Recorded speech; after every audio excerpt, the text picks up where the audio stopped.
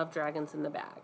So, I reached the bottom of the stairs before I realized that I've still got Elroy's book tucked under my arm. I'm not sure why I brought it with me, but I know I'm not going back to that apartment. I tell myself to give it to Mama and let her take it back to Ma. I sure hope Mama and her lawyer win in court today. If we get evicted, we might have to move in with Ma, and I don't want to see that mean old lady ever again. Once I reach the street, I slow down and take a moment to catch my breath. I put the heavy book inside my bag and zip it up. If I'm going to stay with the Patels, I need to call Vic, but I don't have a cell phone and I don't see any payphones on this block. I know it's unlikely that Mama will come back soon, so I drop onto the front step of the neighboring building and try to come up with a plan. 10 minutes go by before I hear a tap, tap, tap sound on the pavement. I glance up, and sure enough, Ma is making her way toward me with her cane. She points at me and calls out, "You, boy!" I tell myself I don't have to look at her, and Mama always said I don't have to respond to anyone who called out my name. The tap, tap, tap sound doesn't stop, though, and soon Ma's standing before me on the sidewalk, and she's wearing black leather sneakers, but I can see the hem of her purple housecoat hanging below her beige overcoat. Ma must have hurried to catch up with me. She's a little out of breath, so neither of us says anything for a minute. I look down the block, wishing I could make Mama suddenly appear. Ma looks the other way, like she's waiting for someone. Finally, she clears her throat and says, "I gotta make a delivery." When I don't respond, Ma coughs lightly and asks, "You comin', boy?" Ma isn't looking at me, but her voice isn't as harsh as it was before. Something tells me Ma's not the sort of person who's good at apologies. That's okay with me, because I'm not planning to apologize either. "My name's Jaxon," I say quietly. Ma grunts and squints at me. "That your daddy's name?" I frown. I don't want to talk about my father, so I just shrug and say, "That's my name, but you can call me Jax." Ma nods and says, "Let's go, Jack." "It's Jax with an X." Ma looks annoyed, but she nods again and waits for me to get up. I heave my book bag onto my shoulder and we start walking up the block slowly, because that's how Ma hobbles along with her cane. For a long while, we don't say a word. Then Ma clears her throat and says, "Your mama calls me Ma because I used to look after her when she was a girl. Her mother left her with me, but we ain't related. I'm just an old friend of the family." "Why did my grandmother leave Mama with you?" I ask. Ma stops walking and leans on her cane. She takes a few deep breaths and then looks down at me. "Raising a child is the hardest job in the world, Jax. I should know. I've raised plenty, but ain't none of them mine. Like a lot of women, your granny needed help. Raising a child on her own was more than she could handle. So she came to me because she knew I needed help too." "What kind of help? Like with chores?" "Boy, please," Ma says impatiently. I frown and wait for her to call me by my name. Ma rolls her eyes, but tries again. "You've seen my home, Jax. It was nice and tidy until you let that darn squirrel in my kitchen. I don't need anyone's help to keep a clean house. Back then, I needed a different kind of help. Another name for that kind of helper is apprentice." Ma pushes herself forward and starts walking once more. I want to move, but all of the thoughts suddenly swirling in my head are making me dizzy. I take a deep breath and try to focus. Apprentice. That's the only time I've ever seen that word, is when it comes after another word. Sorcerer. If Mama was the apprentice, what does that mean? Does that mean Ma is a... All right, pausing here, I want you to think about, what are you thinking about in this part of the story? Do you have any predictions? Do you have any thoughts? You could jot them down, or if someone's listening with you, you could chat with them. Then I start to wonder, is Mama really at court today? What if she doesn't come back for me? If I stay with Ma for good, does that mean I'm going to become her apprentice?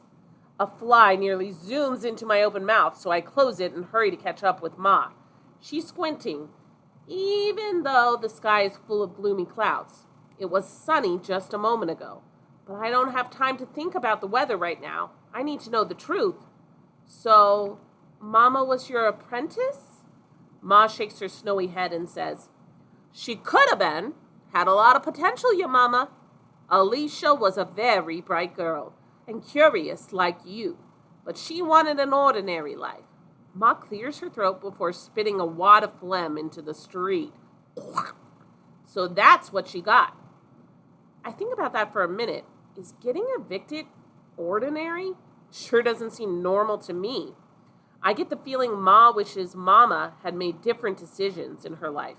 But if Mama had become Ma's apprentice all those years ago, would she have met my daddy and had me? If I were Ma's apprentice, I'd probably already know what she's keeping inside the red mint tin. Elroy's thick book weighs heavily in my bag, so I make an educated guess. Your friend in Madagascar, he sent you some lizards, didn't he? All right, pausing here, I want you to think about, how is Jax feeling? How do you think he's feeling here? I hold my breath and don't exhale until Ma nods. That gives me the courage to ask another question. And he's the same man who wrote the book, right? The book you stole? I didn't steal it, I stammer. I am just borrowing it for a while. I slide one arm free and swing my backpack around so I can unzip it. Here, I'll give it back. Ma stops and glares at me. What am I going to do with a big heavy book out here in the street? She's right, of course, so I unzip my bag and slip my arm through the strap. To my surprise, Ma chuckles. Besides, I done read that book a half a dozen times already. I give Ma the side eye. You said you hadn't read any of those books. And you knew I wasn't telling the truth. You're no fool, Jack. I'll give you that much. It's not exactly a compliment, but Ma's got something like a smile on her face, so I dare to ask another question. Why was that squirrel trying to give marshmallows to your lizards? Ma's smile disappears. She looks down the block and whistles softly. Every living creature needs help to survive in this world, Jax. I do the best I can for the creatures in my care, but sometimes... Ma brings her milky black gaze to my face. Then she puts her thumb on one of my creeping caterpillar eyebrows and tries to smooth out the curly hair. Mama does that too, and it always makes me smile because we both know our eyebrows won't ever be tamed. Sometimes you can't let your love show, Ma says in a soft but firm voice. Sometimes you have to say no when you want to say yes, because it's the responsible thing to do. These lizards can't stay here, Jax. They came from one world, and they're on their way to another. Are they hungry? Probably. This kind of newborn loves sweet, sticky things, but I can't give them what they want. Why not? If I fed them, they'd think I was their mama. You know what imprint means? I think for a moment. Vocabulary isn't really one of my specialties, but I give it a shot anyways. When something heavy makes an impression on something light or soft, like when you step in mud or wet cement and leave a footprint. Ma nods. Well, that's right. In the animal world, it's a little bit different. Some animals don't know how to be or who to be until they open their eyes for the first time.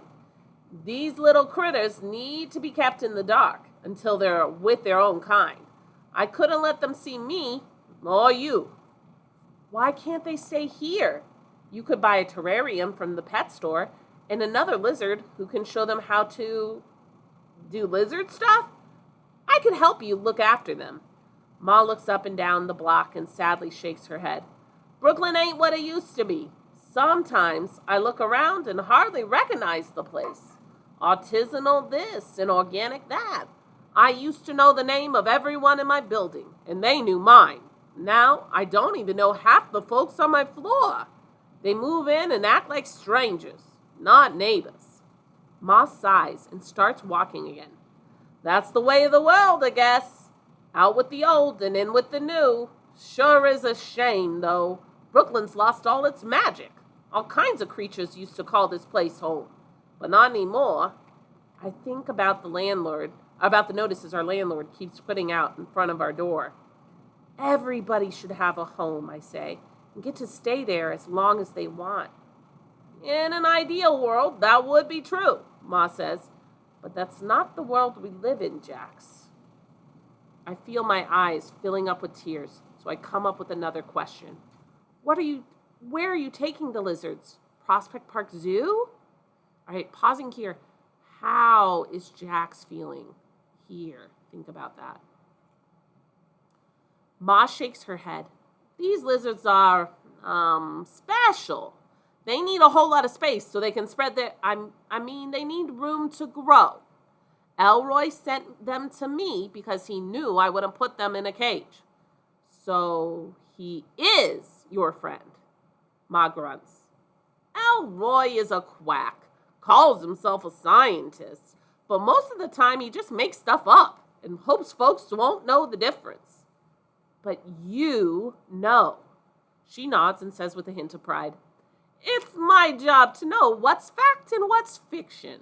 Then Ma points her cane up at the park ahead and adds, That's where we're going. Now, Jax, can you keep a secret? Because I don't want your mama hassling me about mixing you up in my business. That's why she left home in the first place. She didn't like my line of work. What kind of line of work is that? I asked, feeling silly, thinking Ma might be a sorcerer. Are you a veterinarian? No, Jax. I'm not a vet. What are you then?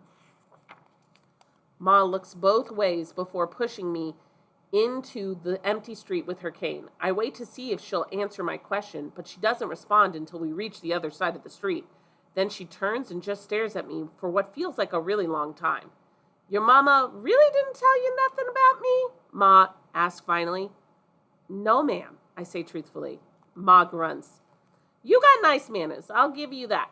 Then she sighs and leans heavily on her cane. So heavily I worry it might snap in two.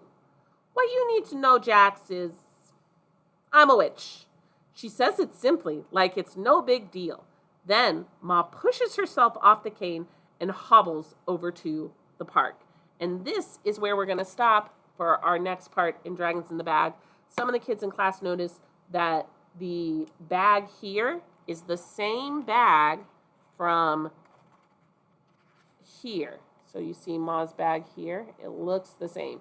So we're thinking that these dragons might be in the tin in this bag because of the cover. And it looks like there's 3 is what they noticed on the cover today. We also took notes in our orange book, but I'll get you caught up on that when you return. And I hope that this helps. Bye!